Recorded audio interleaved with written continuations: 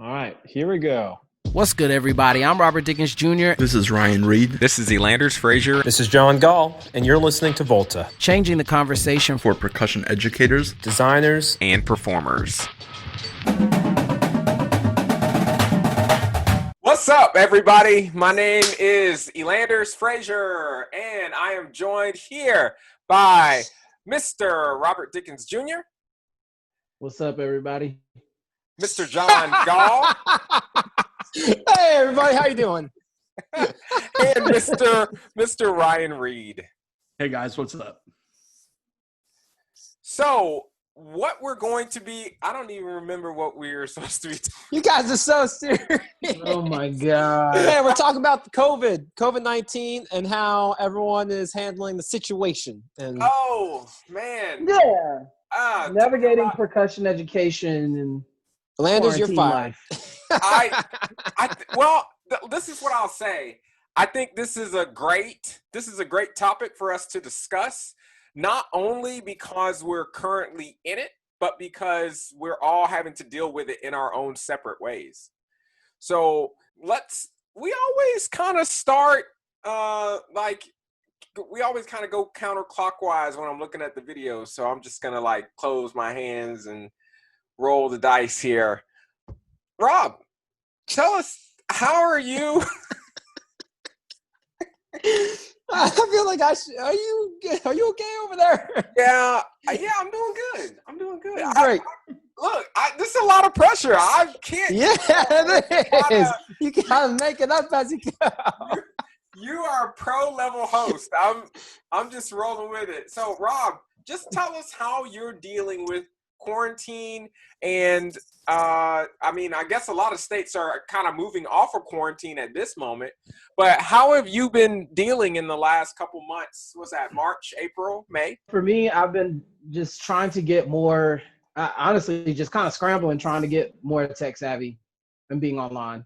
And I feel like I would say within the past couple of years, I feel like there have always been a few percussion educators that have done it really, really, really well. People like Gridbook, Hue Youngpan, like a whole bunch of other people from, Drumline, Archives, blah, blah, blah, blah. Everybody that's done it really well, like they're already a little bit more ahead of the curve. And now there are some of us that, we just kind of had to catch up. And I know that I was one of those people that, I had the information for my students, but just getting used to giving them every advantage that's possible, with the situation that they're in. For me, that's what I've tried to do. I think the two things that I've tried to do the most are, one, try to make sure that every curriculum or anything that I have for my students is available to them online always. And then two, make sure that there's always some type of video explanation or MP3 of the music or whatever else available to them. Because right now, we can't get in the same place. And, I want to try to make sure there's as many resources as possible. So that's kind of what I've been doing with my time.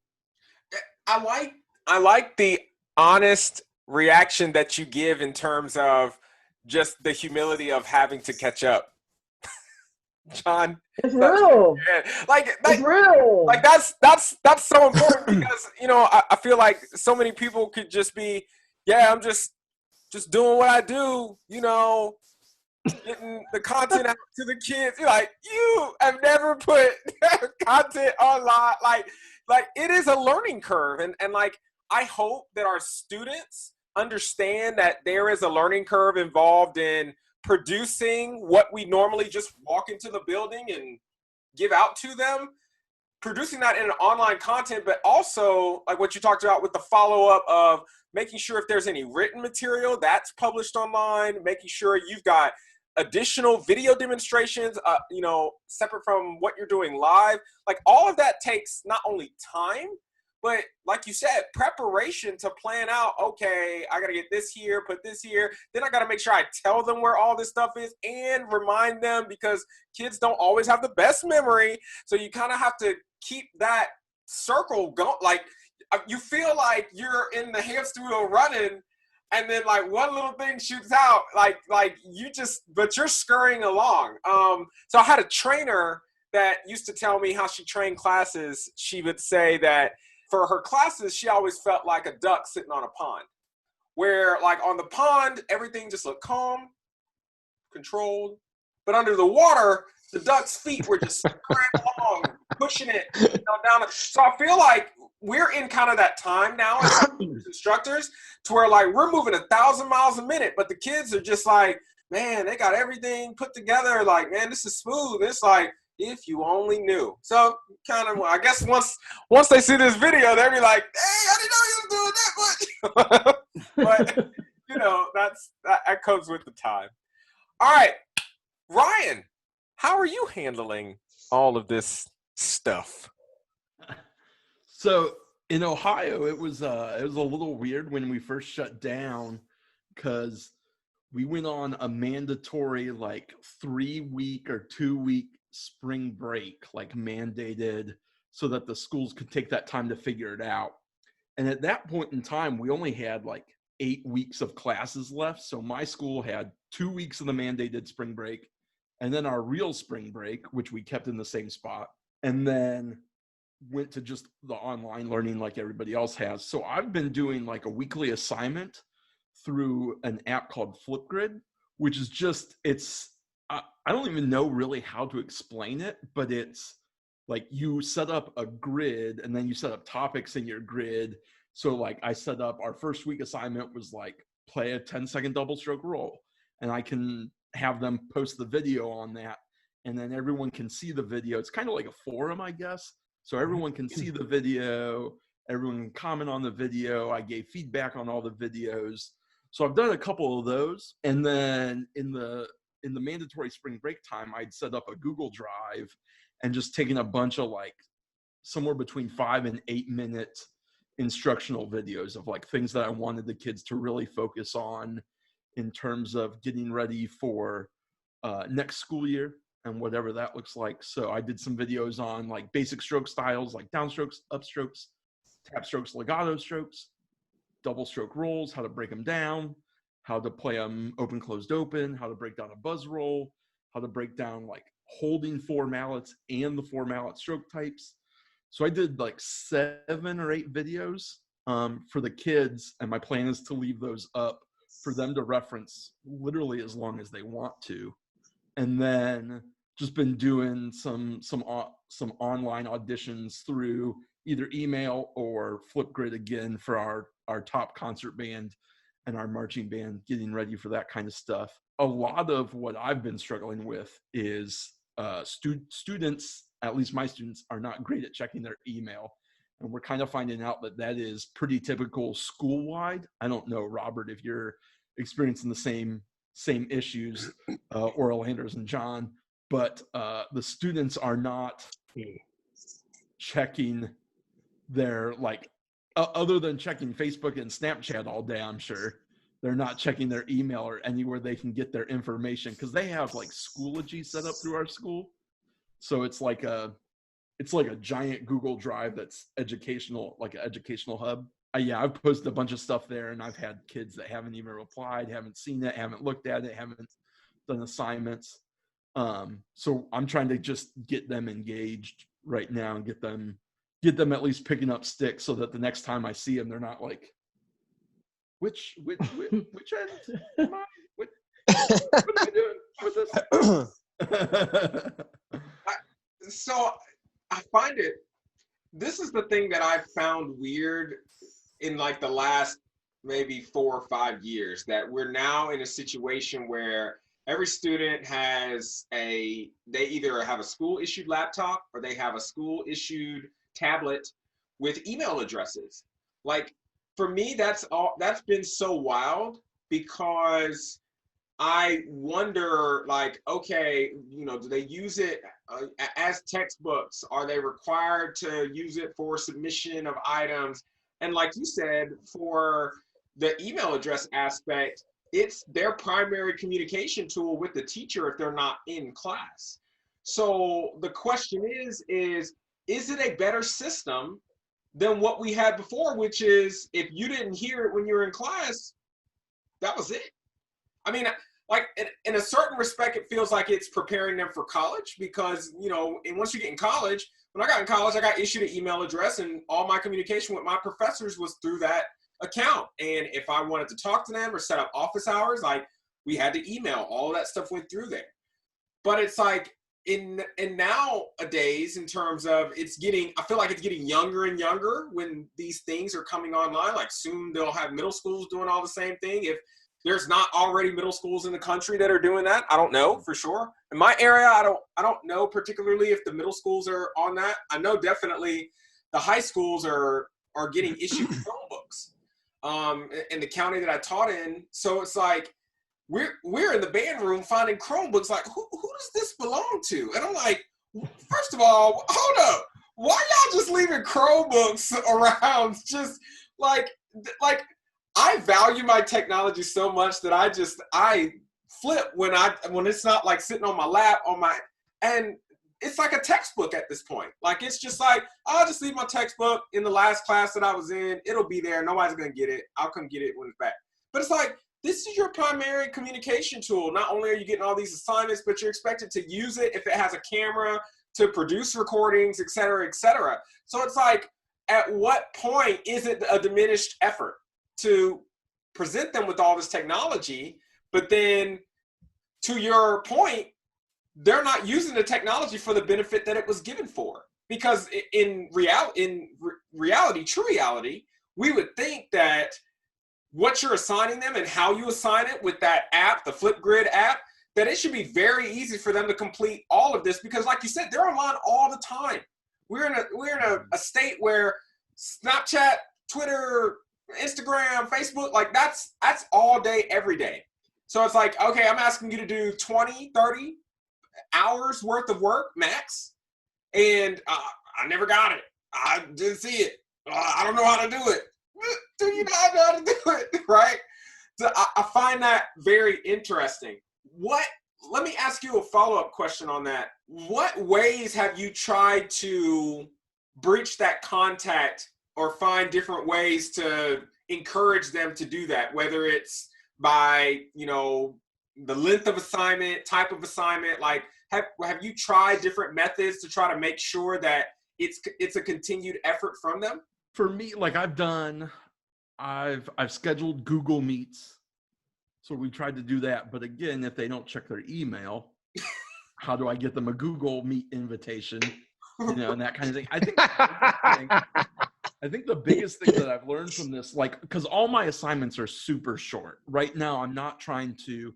So our school, like, put out regulations of, like, how much work every kid should get every week. And from what I've been hearing is every teacher has done the maximum amount of work. So all of the students that I've talked to in leadership auditions or drumline kids or percussion kids, they're saying that they have more homework now, the ones that are seeing it, than they did when they were in school. But I think what I've learned from this is that part of the educational aspect that kids are not getting is they're separating technology from like educational technology, and that only gets used during school. And Snapchat, Facebook, Twitter gets used all the time. So one of the things that I decided, I was looking at my curriculum for next year, because I teach during the school day as well for 3 or 4 days out of the week. So I was putting my curriculum together, but part of what I want to do next year is do a weekly email with the kids where it's like, part of your grade is responding to the email and just learning these skills. Because I have had kids also email me and go, I can't. They're basically saying they can't function without the structure that school gives them, the guidance that school gives them. So we're also seeing that, because in the school district that I'm in, our middle school kids all have Chromebooks. Our freshmen and our sophomores have Chromebooks, but the juniors and seniors don't. So like our school is only 3 years old. So basically the kids that started the first year of middle school all got Chromebooks. and those kids would be the freshmen and the sophomore and the 8th graders now. And then as they enter 6th grade, they get a Chromebook.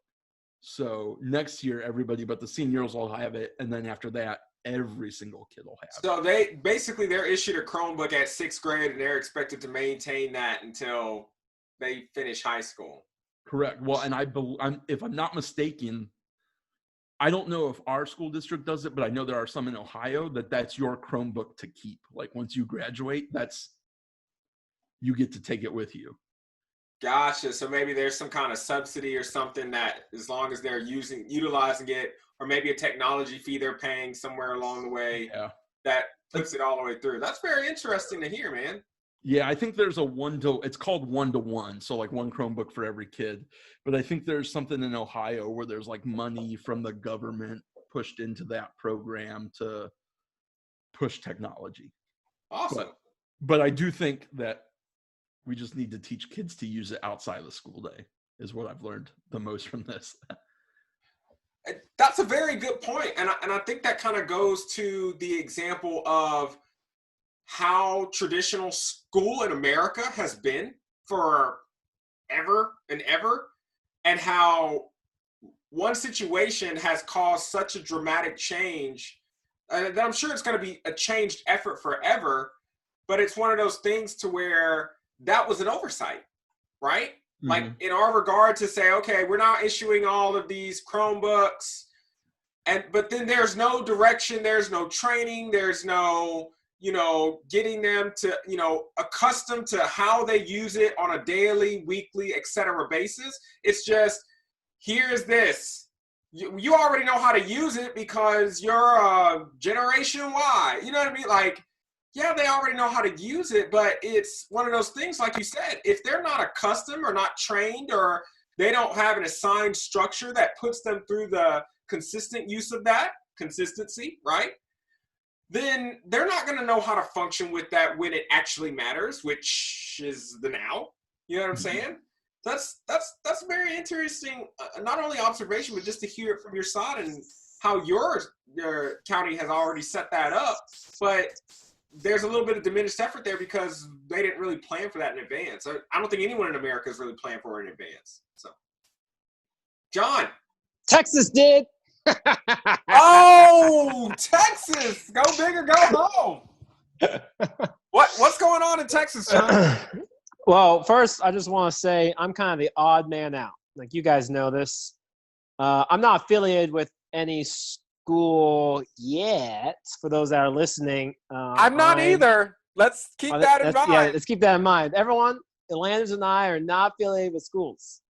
I will be soon, though, because I'm working on my online certification, alternative certification that they have here in Texas, because I've been, freelancing. Because I have 2 performance degrees in music, but I don't have an education degree. And because of this whole pandemic issue, like, my entire livelihood has shut down.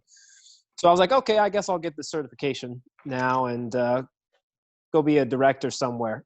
But to answer what you were talking about, when I was freelancing and just teaching lessons, so I'm located in Burleson, which is south of Fort Worth, and Fort Worth is west of Dallas. But I teach in the Fort Worth ISD school systems.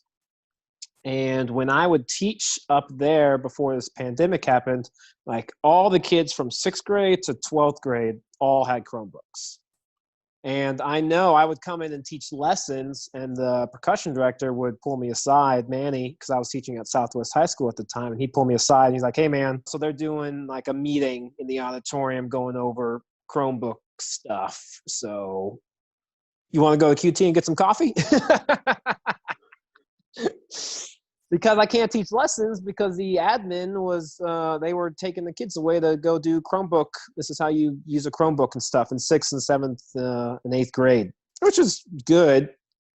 But it sucked for me because I was trying to teach lessons and I couldn't teach lessons.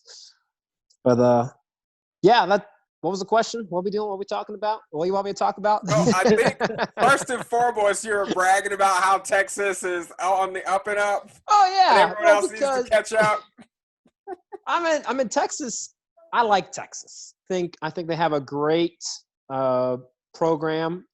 from the ground up that I know that a lot of other school districts in the country can't emulate, either because of financial reasons or support reasons, either from a parental standpoint or from an admin standpoint.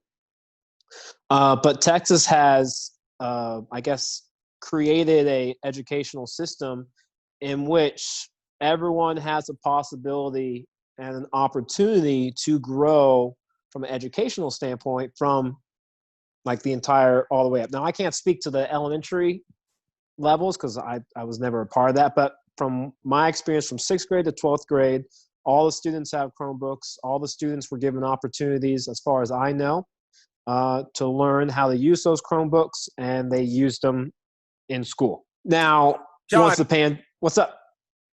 With Texas being such a big state, do you think that that's the case all over the state, or just in your area? Definitely not. I think Dallas kind of leads the way.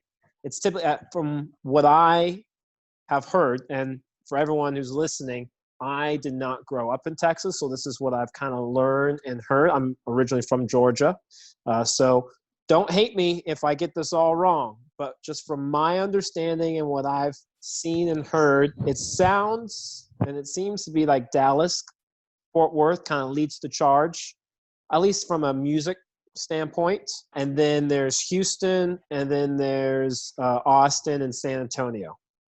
And of course, there's other pockets around Texas, and people who are native to Texas know those a lot more than I do.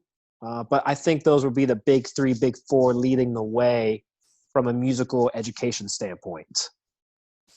I feel like that's a conversation that we can have in every state to find, okay, these are the portions of the state that's kind of leading the charge in music education and how the kids function from an education standpoint. I mean, even if we just base back to just standard education, Ryan, you've been in Ohio for a while. Would you say that there's like a tier of who's trying to lead the charge for education adeptness? That's probably not the best word. I don't know what the best word to say.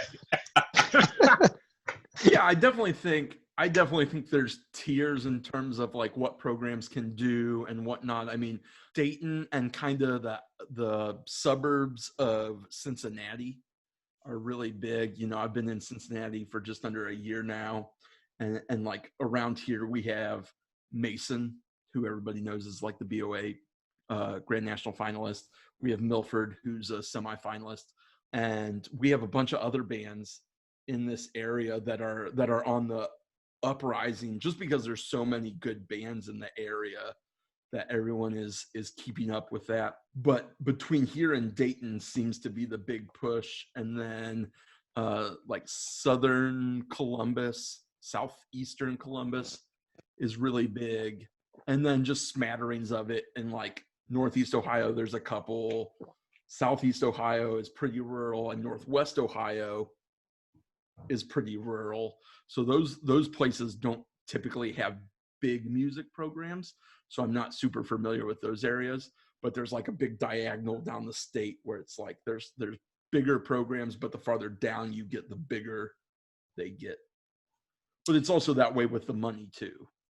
Do you think that comes from the availability to be able to get out of the state? Like you said, a diagonal. So my mind leads me to believe people closer to the border that can possibly get out of the state probably have had access to more competitions, whether that's or just being able to be seen, so they get more of that input back that allows them to grow.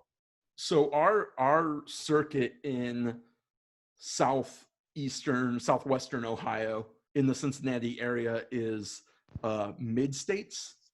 And mid-states is actually like this part of Ohio. So it's like the Dayton bands, the Cincinnati bands, and then it's Kentucky, or at least northern Kentucky. So there's a lot of good bands there, like Ryle, Campbell County, a lot of really good bands in that area. And then it's the southern part of Indiana as well, which has a few really competitive bands. So groups are traveling between states and just seeing more groups. And, you know, like we have Miamisburg in Ohio, we have Mason, we have Sycamore, we have Milford. There's just a lot of exposure in this area to things. And I mean, right where Dayton is, you have WGI finals about an hour north of me every year. DCI finals in Indianapolis is like an hour and a half to 2 hours from where I live now. So all of those big, like, mega music events are in that area. Also, Cincinnati hosts the like bands of or Music for All regional concert band festival. So we have a huge festival that's like invitation only, and you have to audition to get in and that kind of stuff. I believe this was the first year I've done it with my new school. That doesn't exist in like Northeast Ohio, where I'm originally from. So I feel like there's way more opportunities to expose kids to higher level ensembles here. So I feel like when we're talking about exposure, like Rob, you can speak a lot of exposure in and around the Atlanta area, because I know that there are just a multitude of groups around there. But I've also seen groups coming from different parts of the state, whether it's the southern part of the state around Valdosta, the northern part of the state, like around Alpharetta. What have you seen in terms of the exposure? And we're kind of shifting the conversation here a little bit in terms of just music education in general. Like, where are you seeing this part of the state that's really pushing for education, if it's not music education, but just education in general, which also tends to elevate the love of music in a given area? For me, I think the place that I think of county-wise immediately is Cobb County, just because, you know, you have a lot of very historically nationally known bands from, I mean, Harrison High School to Kennesaw Mountain, Lassiter, Walton. I don't know if they would be considered Cobb or Fulton. Milton, as of late, is really good. They have a consistently nationally known group within WGI as far as color guard, percussion, and their band as far as BOA and stuff like that. Like, they're very into that. And they're one of the few Fulton schools that I will say on the northern side. But for the most part, it seems like Cobb County, you do have some groups like you talked about a little bit lower, like not Valdosta High School, but Lowndes County High School. That's a really, really, really large music program. I can't necessarily speak to the quality of it because I've only seen them a couple times. And I don't really know too much about that, but I do know, like, as far as like the size of the band program is like humongous. But I would say, as far as in the Atlanta area, for sure, Cobb and Fulton. Gwinnett is also really up and coming and really good. North Gwinnett High School. Forsyth, don't forget Forsyth. Collinsville Shout High out to School. Forsyth Central High School. Well, Forsyth Central, we will shout out Forsyth Central, Woo! the Forsyth schools in general. That's right. And Lambert now. Yeah, Lambert as well. Who else? I mean, the other Forsyths are there. Sorry, that was no shade to the other Forsyths. Come on. But anyway, we're staying on the topic. To live in Forsyth County. Clearly, he's from Forsyth County. Woo! So Clearly. He will not let us forget that he's from Forsyth. Forsyth Central High School. he's slightly biased in that regard. But those are definitely the ones that I think of. Now, I will say there are some distinctions within what those counties tend to expose their students to, which is interesting. Like, especially as far as percussion is concerned, I do notice that Cobb County does not have any groups that do indoor drumline at all. They are very much so, even though they're like the most talented, I would say they have the best band programs. Like, if you line them all up together, they are kind of, I won't say that they're adamantly against indoor drumline, but they definitely lean more towards percussion ensemble festivals, and, you know, multi-percussion type setup things, if you will. So that's kind of more their thing. And I'll say that I feel like Gwinnett is a little bit more mixed. Fulton County is a little bit more mixed, but a little bit more on the indoor drumline side. So those are really the ones that I see that it just seems like they have, the education that's around them. Like they have the schools that are near them as far as Fulton and Cobb are concerned, and Gwinnett. They have, access to UGA educators and students. They have access to people from Georgia State, Georgia Tech, Kennesaw State, with John Lawless and some of those guys. So those counties just seem to be in a better area. And I mean, I think that says something about the exposure that they have, just because they're closer to everybody else that can help them. So. Yeah, I find that Florida is so segmented that it really, like, there's pockets. So, like, Northwest Florida has its own little pocket because you've got, like, Escambia, Santa Rosa, Okaloosa County, like, Walton, like, all of us are, like, in this one little pocket right next to Mobile. So, even though we have a state university here in Pensacola, our university just got a football team 2 years ago. And the university's been in place since like the 40s, a state university. So when I say state university, I'm talking same funding, everything as Florida State, University of Florida, University of Central Florida, University of South Florida. We're the University of West Florida, but we were always like this compared to all the other state colleges.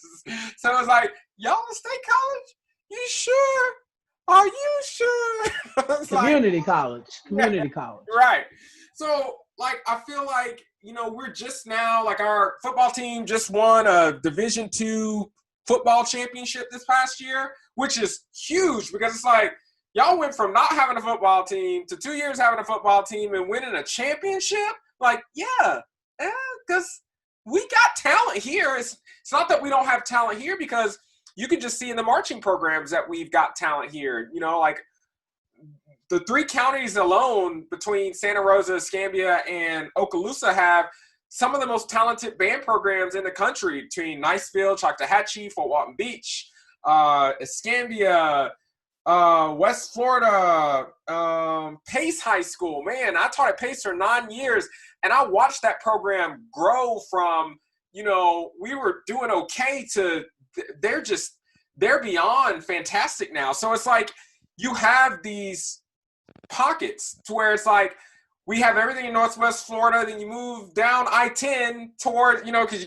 you got to go on a straight line in Florida. You can't just ride around the state. You hit water. You know what I'm saying? So it's like you go down, then you hit some pockets around Tallahassee. You hit some pockets when you hit Gainesville, Jacksonville area. Then you hit the Orlando area, which is big, booming place. Whole lot of schools there. Tampa area, whole lot of schools there. South Florida, Miami area, whole lot of schools there. So it just depends on pockets.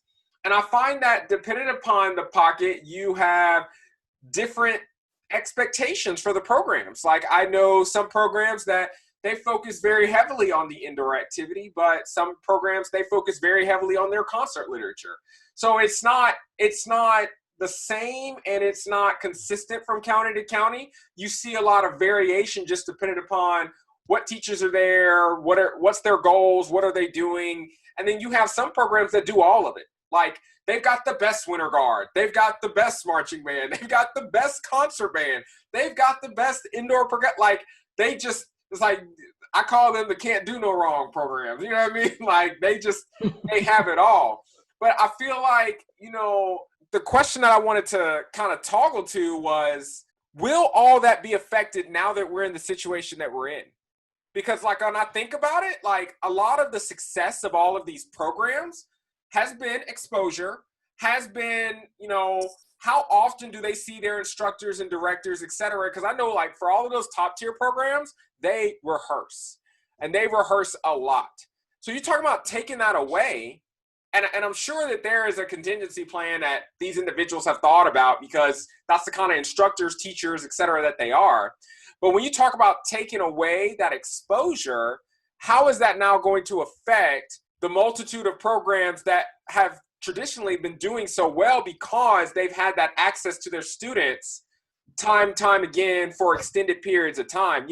For the band programs that do 2 weeks of full day band camps, how will they be, affected? How will the schools that, are used to having concert rehearsals starting at the beginning of January 2 times a week, every week be affected? Like, how is the pandemic and the aftermath of all of this going to affect all that work that has been put into building all these programs? Will we see a change, or will it only just be marginal? What do you guys think? I honestly think I really think it's going to be marginal, to be honest. And the reason why I say that is because the groups that aren't good, the programs that aren't good, they don't have the systems in place to be able to grow those kids at that rate and to maximize what it is that they do within their program. And if you look at the really good groups, they already have certain things in place. I'm pretty sure that the more advanced groups within the country are not like sitting back twiddling their thumbs like some bands are doing. Like, well, I don't know if I'm going to work on the fall marching band show because we don't know if we're going to have fall marching band or not. Like, I'm pretty sure those groups kind of already have that stuff in place. So if anything, I feel like the gap between the better schools and the decent schools is probably going to increase, because there are a lot of students, there are a lot of teachers and instructors that rely on that face-to-face interaction. Like I said about that learning curve, like they've relied on that, myself included, to the point to where they're going to get left in the dust. Like, I really feel like there's going to be a lot of people that are thinking, okay, I need to figure out how to adjust to this. And there are a lot of people that have been stuck in 2008. Well, I'm going to like hand the packets out to kids and hope that, they come in and like know what the beats are. Like, that doesn't work anymore. And it's not going to work. I think it's going to get worse, in my opinion. I think it's going to get worse. So I don't know that you can say that there's a blanket answer for, the country at this point, because it seems like every state is in a different part of their reaction right now. Like, I know Indiana is resuming sports on July 1. I saw an article a couple days ago. It's either June 1 or July 1. Ohio just announced that on May 26th, we can start to resume like non-contact sports. And there's obviously rules for that, but we still have the 10-person gathering rule in effect. So your gatherings can't be more than 10 people right now. And I know it's different across the country right now. Like some states are still, shelter in place. Some places aren't. To kind of what Robert was talking about, I think the top tier groups, the groups that have the resources and that have the success and have that history of success, are going to kind of stay there. They might do this a little bit, but you're not going to see them go this way, But there are some groups that are like, hey, we had this planned in 2020. Maybe we're going to push that back to 2021 and go with a plan B that's a little bit more simplified. I know there's a lot of, just from the clients that I write for, there's a lot of clients going, we have our plan A, we have our plan B, and our plan C based on when we're going to be allowed to see the kids. Because there's talk of some schools might not see kids until August. But I think that middle tier is where you're going to see a divide. So if you're thinking in tiers of like top tier, middle tier, lower tier, I think that middle tier is where you're going to see the divide, and you're going to see some bands go up in that and some bands stay where they are and some bands maybe drop down a little bit in terms of if you can only gather in small groups. My curiosity is how many bands are going to say, well, we can't have everybody, so screw it, we're not going to rehearse. And how many bands are going to be like, yo, this is the time to if I can only have 10 kids, and this is what my plan is, if we're allowed to, knock on wood, nothing happens here in Ohio and we can still rehearse in June and July, subsectional times. Again, it's just me teaching, and if I can get other staff members, that's great. But I can be hands-on with all the flat drums and then all the bass drums and then just the marimbas and then just the vibraphones and then just the electronics and racks.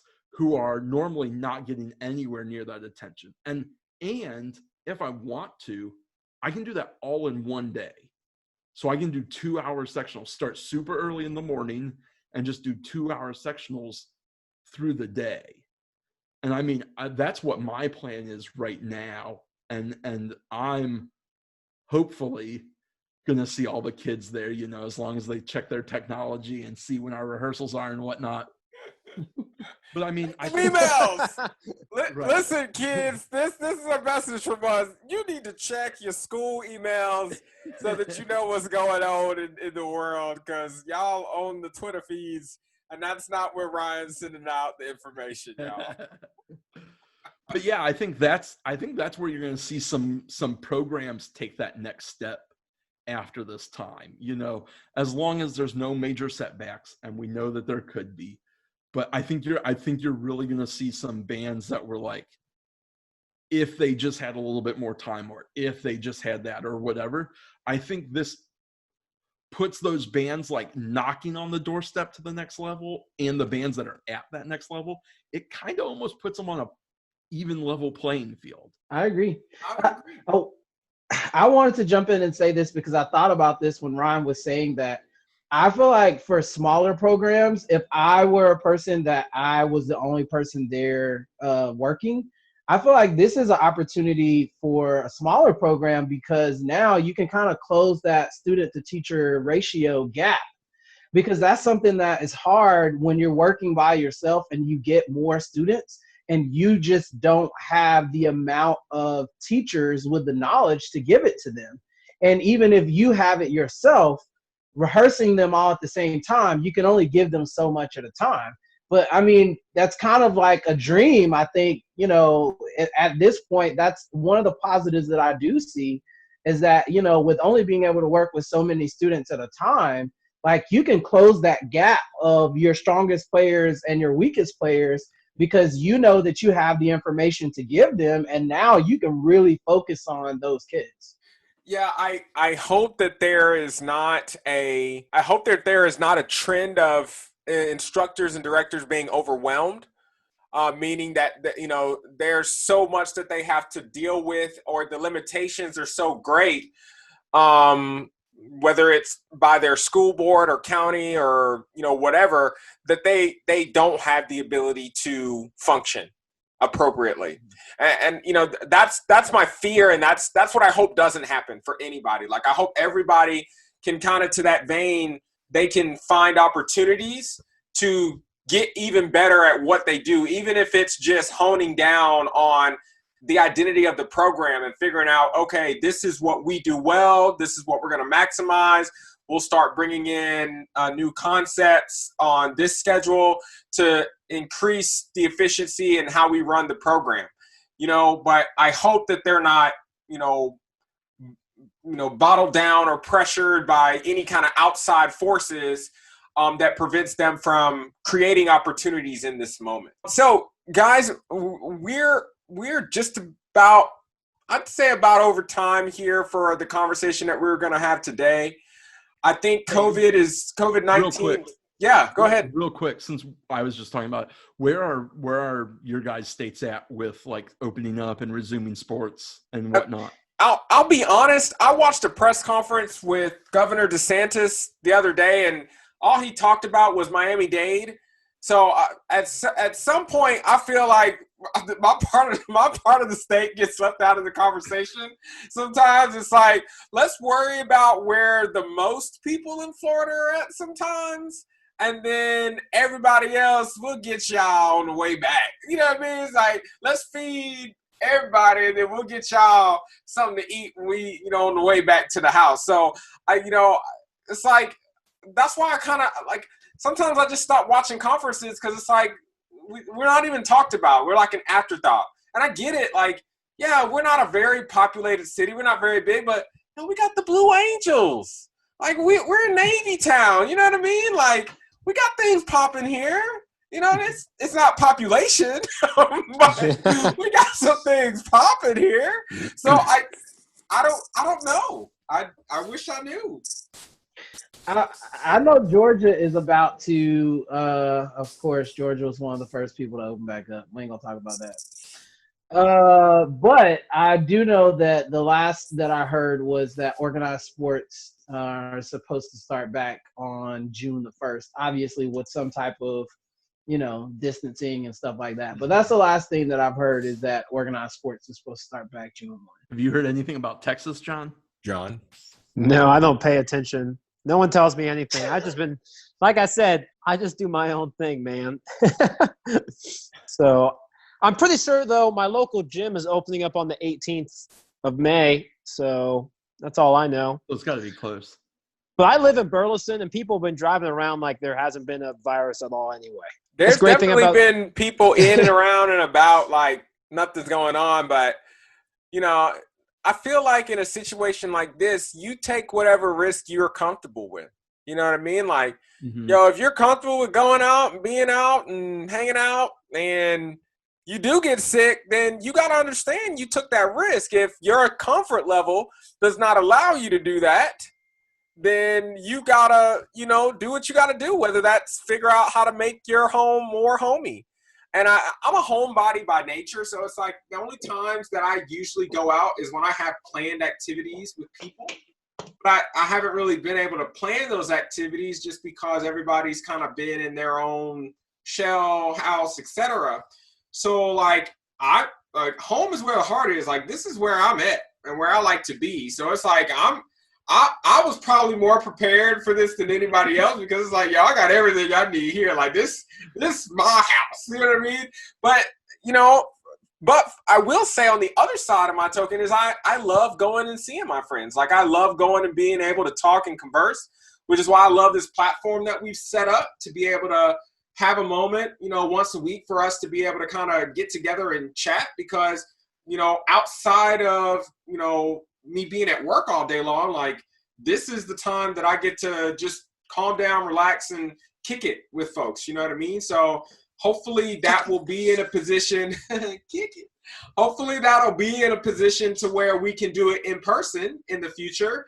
But it's like kind of to what Ryan said, like we don't know. Like, I saw something on the news yesterday that just talked about another type of it's not a virus, but it's some form of something that's starting to affect kids from the age of 4 to like 12.